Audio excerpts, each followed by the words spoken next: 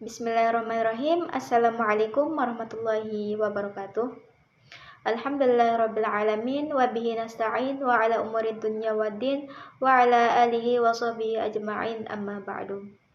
Perkenalkan, nama saya Nelly Dayani dengan NIM 240102059, kelas 3B jurusan Pendidikan Bahasa Arab. Baik, di sini saya akan melanjutkan tugas video dari mata kuliah Akhlak Tasawuf, yang dimana kita diperintahkan untuk memperdalam resume teman kita. Di sini saya kebagian resume dari saudari Napani. Dia meresum sebuah buku yang berjudul Ensiklopedia Tasawuf, karya dari Muhammad Abdul Majid Syarif, yang diterbitkan oleh PT Mizan Publika tahun 2009. Buku yang diresum oleh saudari Napani menjelaskan tentang akhlak tasawuf, yaitu cabang dari ilmu tasawuf yang berfokus pada pembinaan moral dan penyucian jiwa.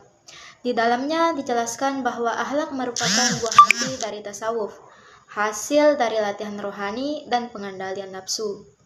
Tasawuf tidak hanya menekankan pada pengetahuan batin, tetapi juga pada pengalaman nilai-nilai spiritual dalam kehidupan sehari-hari seperti keikhlasan, sabar, tawakal, zuhud, dan cinta kepada Allah.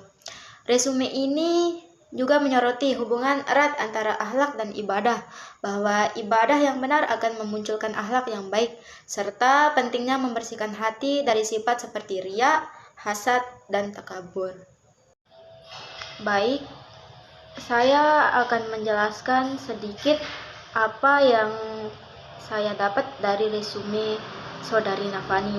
Sebelum mulai pembahasan, apa itu ensiklopedia? Ensiklopedia Tasawuf adalah sebuah buku referensi ilmiah yang menghimpun berbagai konsep, istilah, tokoh, dan ajaran penting dalam dunia tasawuf secara sistematis dan mudah dipahami. Kata ensiklopedia berarti kumpulan pengetahuan luas dan teratur tentang suatu bidang tertentu, sedangkan tasawuf berarti tentang penyucian jiwa dan pendekatan diri kepada Allah Subhanahu wa Ta'ala. Dalam resume tersebut ada beberapa penjelasan. Yang pertama, Dalail al-Khairat. Dalail al-Khairat berarti petunjuk kebaikan.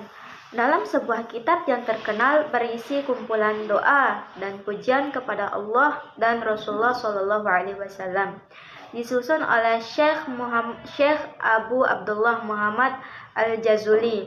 Kitab ini mengandung salawat, zikir, dan doa berdasarkan Asmaul Husna atau 99 nama Allah. Tujuannya untuk menumbuhkan kecintaan kepada Allah Subhanahu wa Ta'ala dan Rasulnya, serta sebagai sarana pembersihan hati. Kitab ini menjadikan pegangan penting dalam dunia tasawuf, karena dengan menyebarkan zikir dan doa, seseorang akan merasakan ketenangan batin dan kedekatan spiritual dengan Allah Subhanahu wa Ta'ala. Menurut Syekh Waliullah Ad-Dahlawi, manusia memiliki 3 perangkat pertama, yaitu akal, hati, dan nafsu. Akal yaitu alat berpikir dan pembeda antara mana yang baik dan mana yang buruk.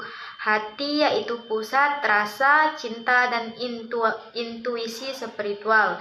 Sedangkan nafsu yaitu dorongan keinginan yang harus dikendalikan agar tidak menjerumuskan. Ketiga perangkat ini saling melengkapi, akal untuk menuntun, hati untuk mengasihi, dan nafsu untuk menggerakkan.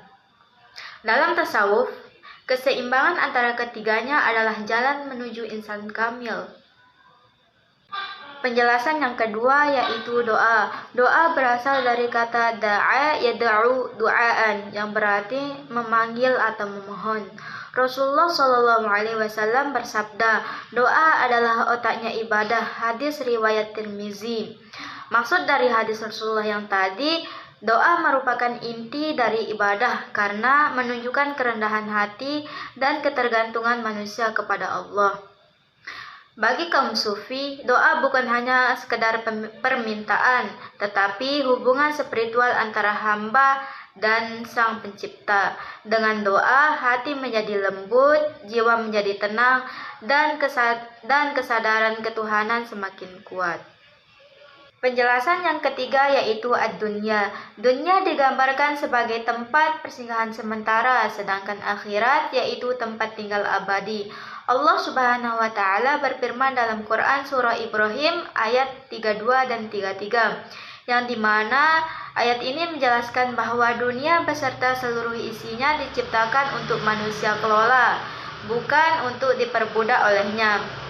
Dalam pandangan tasawuf, dunia tidak harus ditolak, tetapi harus dikelola dengan hati yang bersih.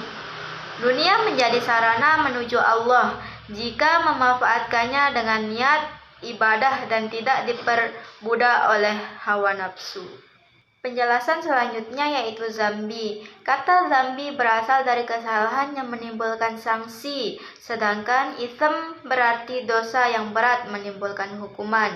Kita dapat belajar dari kisah Nabi Adam alaihissalam bahwa kesalahannya tidak bisa mendatangkan hukuman abadi, tetapi menjadi pelajaran spiritual. Tasawuf melihat dosa sebagai tabir atau hijab antara hamba dengan Tuhannya. Cara menghapus dosa adalah dengan menjauhi perbuatan buruk dan memperbanyak taubat atau tazkiyah an-nafsi agar hati kembali suci dan dekat kepada Allah Subhanahu wa taala. Penjelasan selanjutnya yaitu dzauq atau rasa spiritual. Secara bahasa, dzauq berarti rasa. Namun dalam istilah tasawuf, dzauq berarti pengalaman langsung terhadap kebenaran ilahi. Ia adalah rasa batin yang muncul dari kedekatan seseorang kepada Allah setelah melakukan ibadah dan muhajabah. Dzauq merupakan puncak pengalaman spiritual yang dimana pengetahuan berubah menjadi penghayatan. Seorang sufi yang mencapai tingkat ini mampu merasakan kehadiran Allah dalam setiap denyut kehidupannya. Dari itu, kita bisa menyimpulkan bahwa akhlak tasawuf adalah inti dari kehidupan spiritual dalam Islam. Ia mengajarkan bahwa ketinggian derajat seseorang di sisi Allah ditentukan oleh kemurnian hatinya dan keindahan akhlaknya. Melalui tasawuf, manusia belajar untuk mengenal diri, membersihkan hati, mendekatkan diri kepada Allah, dan menebarkan kebaikan kepada sesama. Dengan mengamalkan nilai-nilai akhlak tasawuf, seseorang hamba akan mencapai kedamaian batin dan keseimbangan hidup antara dunia dan akhirat. Mungkin hanya itu yang dapat saya jelaskan. Kurang dan lebihnya mohon dimaklumi. Sekian, wabillahi taufiq wal hidayah. Wassalamualaikum warahmatullahi wabarakatuh.